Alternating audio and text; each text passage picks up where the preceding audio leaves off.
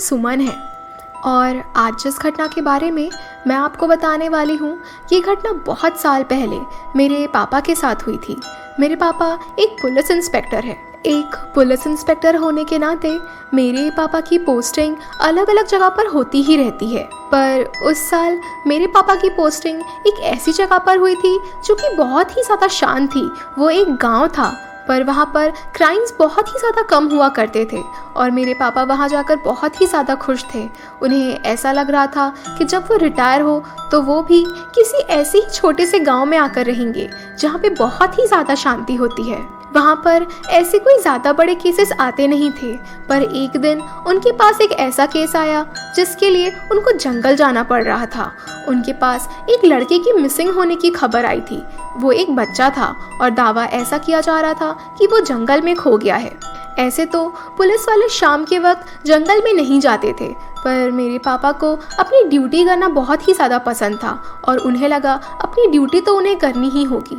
ऐसा सोचकर उन्होंने अपने साथ 3 कांस्टेबल को लिया और वो जंगल की तरफ जाने लगे। उन्होंने ऐसा सोचा कि भले रात में ज़्यादा दूर ही नहीं पर थोड़ी दूर तो जाकर चेक किया जा ही सकता है। हो सकता है कि वो बच्चा हमें आधे दूर में ही मिल जाए। जैसे ही मेरे पिताजी ने उन कांस्टेबल को इस बारे में बताया, वो सभी बहुत अजीब सा चेहरा बनाने लगे, जैसे कि वो थोड़े से घबरा रहे हैं और सभी एक दूसरे को देखने लगे।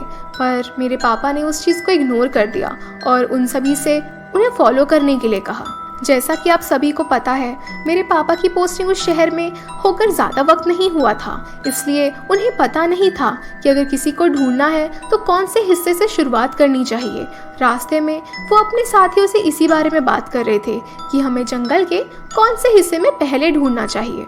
पापा बस अपनी ड्यूटी को पूरे मन से करना चाहते थे, पर वो तीनों तो मानो जैसे बहुत ही घबरा रहे थे और पापा को देखकर ऐसा लग रहा था जैसे कि वो कुछ उनसे छुपाने की कोशिश कर रहे हैं, क्योंकि जब भी पापा उन तीनों से कुछ भी कहते वो तीनों बस एक दूसरे को देखते। थोड़ी ही देर में जंगल भी आ गया था और फिर वो सभी जंगल के अंदर जाने लगे। जब तक वो सभी जंगल पहुंचे थे, रात बहुत ही ज़्यादा हो चुकी थी। पापा ने सोचा था कि करीब 2 घंटे तलाश करने के बाद भी अगर वो बच्चा नहीं मिलता है तो हम वापस चले जाएंगे और अगले दिन सुबह आकर वापस से ढूंढने की कोशिश करेंगे, पर 2 घंटे से ज़्यादा हम उस जंगल में नहीं बिताएंगे, क्योंकि अंधेरे में किसी का भी मिलना उतना ज़्यादा ईजी नहीं होता है। अभी उन सभी को जंगल में ढूंढते हुए बस आधा घंटा ही हुआ था कि तभी वो कांस्टेबल पिताजी को उस जंगल से निकल जाने की बातें कर रहे थे और कह रहे थे कि अब हमें वापस चलना चाहिए। पापा को समझ ही नहीं आ रहा था कि आखिर वो सभी ऐसा क्यों कर रहे हैं। उन्हें ऐसा लगा कि हो सकता है जंगल में जंगली जानवरों की होने की वजह से वो सभी ऐसा कर रहे होंगे, इसलिए उन्होंने कहा, जंगल में जंगली जानवर है इसलिए तुम लोग ऐसा कर रहे हो क्या? तभी वो सभी एक दूसरे की तरफ देखने लगे और कोई भी मेरे पापा को कुछ भी नहीं कह रहा था, वो समझ ही नहीं पा रहे थे। तब एक कांस्टेबल ने कहा, इस जंगल में ज़्यादा जानवर नहीं है। तब पापा ने कहा, तो फिर घबराने की ही क्या बात है, हमें और आगे चलना चाहिए। पर थोड़ी दूर आगे जाकर मेरे पिताजी ने भी ये नोटिस किया कि उस जंगल में एक भी जानवर की आवाज़ नहीं आ रही थी, यहाँ तक कि किसी पंछी की भी आवाज़ नहीं आ रही थी। वो सभी आगे बढ़ते बढ़ते उस बच्चे को पुकार रहे थे या आवाज़ें कर रहे थे ताकि अगर कोई भी उनके आसपास हो तो वो उसे बुला सके अपने पास। थोड़े दूर और चलने के बाद जब पापा ने पीछे पलट कर देखा तो उनके कांस्टेबल उनके साथ जंगल के और अंदर जाने से बहुत ही ज़्यादा घबरा रहे थे। इस बार पापा थोड़े इरिटेट से हो गए थे। इस बार उन्होंने ऊंची आवाज़ में पूछा कि आखिर बात क्या है, तुम लोग मुझसे छुपा क्या रहे हो और मेरे साथ अंदर क्यों नहीं आ रहे हो? उनके ऐसा कहने पर किसी भी कांस्टेबल का मुंह नहीं खुल रहा था कि तभी किसी एक ने कहा कि सर, हम लोग अंदर नहीं आना चाहते हैं क्योंकि ये जंगल बहुत ही अजीबोगरीब चीज़ों से भरा हुआ है। यहाँ पर भूत प्रेत और पिशाच जैसे चीज़ें पाई जाती हैं। ये जंगल बहुत ही ज़्यादा शापित है और ये पहला मिसिंग केस नहीं है इस जंगल का। इस जंगल में इससे पहले बहुत से लोग हैं जो गुम हो चुके हैं। इस जंगल में किसी अजीब शक्ति का साया है। जब पापा ने उनकी ये सारी बात सुनी तो वो उन तीनों को ही एक साथ देखने लग गए। उसके बाद वो बहुत ज़ोर ज़ोर से हंसने लगे क्योंकि वो ये सब चीज़ों पर बिल्कुल भी विश्वास नहीं करते हैं। बहुत देर हंसने के बाद उन्होंने बस इतना ही कहा कि इतनी बकवास बातें कर कर तुम लोग वापस घर तो नहीं जाने वाले, इससे बेटर है कि मेरे साथ चुपचाप जंगल के अंदर चलो। पर वो कांस्टेबल मेरे पापा की बात मान ही नहीं रहे थे। तब मेरे पापा के पास और कोई चारा नहीं था। उन्होंने उन सभी को धमकी दी कि अगर तुम मेरे साथ काम नहीं करोगे तो मैं ऊपर कंप्लेन कर दूंगा कि तुम लोग अपनी ड्यूटी अच्छे से नहीं निभा रहे हो। तब उनके पास और कोई चारा नहीं था। उनके बीच ये सारी बातें चल ही रही थी कि तभी उनको अचानक से किसी के चिल्लाने की आवाज़ आई। जैसे ही उनको किसी के चिल्लाने की आवाज़ आई वो एकदम से चमक गए और बहुत ही अलर्ट हो गए। मेरे पिताजी ने उन सभी को अपनी गन्स बाहर निकालने को कह दिया। आवाज़ थोड़ी दूर से आ रही थी क्योंकि वो बहुत ही ज़्यादा गूंज रही थी। अगर आवाज़ पास से आती तो इतनी ज़्यादा नहीं गूंजती। वो सभी धीरे धीरे उसी आवाज़ की तरफ जाने लगे। जैसे जैसे वो उस आवाज़ के करीब जा रहे थे वो सभी कांस्टेबल बहुत ही ज़्यादा बुरी तरह से डर रहे थे, जैसे कि मानो उन्हें पता हो कि आगे कुछ बुरा ही होने वाला है। पर मेरे पापा पूरी तरह से अलर्ट थे।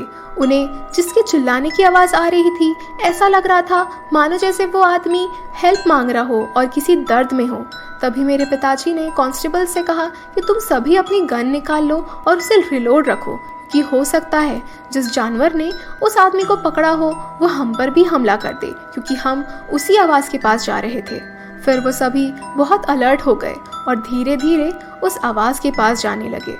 उन तीनों का तो डर से बहुत ही ज़्यादा बुरा हाल हो गया था, पर मेरे पिताजी हर चीज़ के लिए रेडी थे। उन्हें बस वो बच्चा किसी भी हालत में ज़िंदा चाहिए था और सुरक्षित चाहिए था। वो खुश हो रहे थे कि वो बच्चा उन्हें पहली रात में ही मिल गया है और ये केस अब जल्दी ही सॉल्व हो जाएगा और वो सभी वापस अपने घर चले जाएंगे। जैसे जैसे वो आगे बढ़ रहे थे उन्होंने ध्यान दिया कि वहाँ से 2 लड़कों की आवाज़ आ रही थी और दोनों लड़कों की उम्र करीबन एक जैसी ही समझ में आ रही थी। मेरे पापा बस यही सोच रहे थे कि वो लड़का आखिर बहुत ही देर से चिल्ला रहा था। हो सकता है कि इस जंगल में कोई बहुत बड़ा जानवर हो जो छोटे जानवरों को अपना शिकार बनाता हो, पर आज उसने उस बच्चे को दबोच लिया होगा। वो बस किसी भी हालत में उस बच्चे को वहां से सुरक्षित निकालना चाहते थे। थोड़ी दूर और चलने के बाद अब ऐसा लग रहा था जैसे कि वो आवाज़ बस हमारे सामने से ही आ रही है।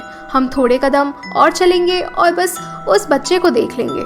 जैसे ही पिताजी उस स्पॉट पर पहुंचे उन्होंने देखा कि सामने एक खाली मैदान सा है जहां पर कोई भी पेड़ पौधे नहीं है। ऐसा लग रहा था जैसे कि वो बिल्कुल ही जंगल के बीचों बीच का इलाका था और वहां पर बिल्कुल भी पेड़ पौधे नहीं थे। जैसे ही पापा ने आखिरी के झाड़ियों को पार करके उस खुले मैदान में कदम रखा तो उनके होश ही उड़ गए। उस खुले मैदान और उस बड़े से जंगल के बीचों बीच एक अजीब सा मंदिर था जो कि बिल्कुल भी पवित्र नहीं लग रहा था। वो बहुत ही ज़्यादा भयानक था, जैसे कि मानो शापित लोग या खराब तांत्रिक जैसे लोग उस मंदिर को इस्तेमाल करते हों अपनी शैतानी हरकतों को अंजाम देने के लिए। आखिर क्या है उस मंदिर का राज और वो 2 बच्चे जिनकी आवाज़ आ रही थी वो कहाँ चले गए? ये जानने के लिए देखिए इसका दूसरा पार्ट।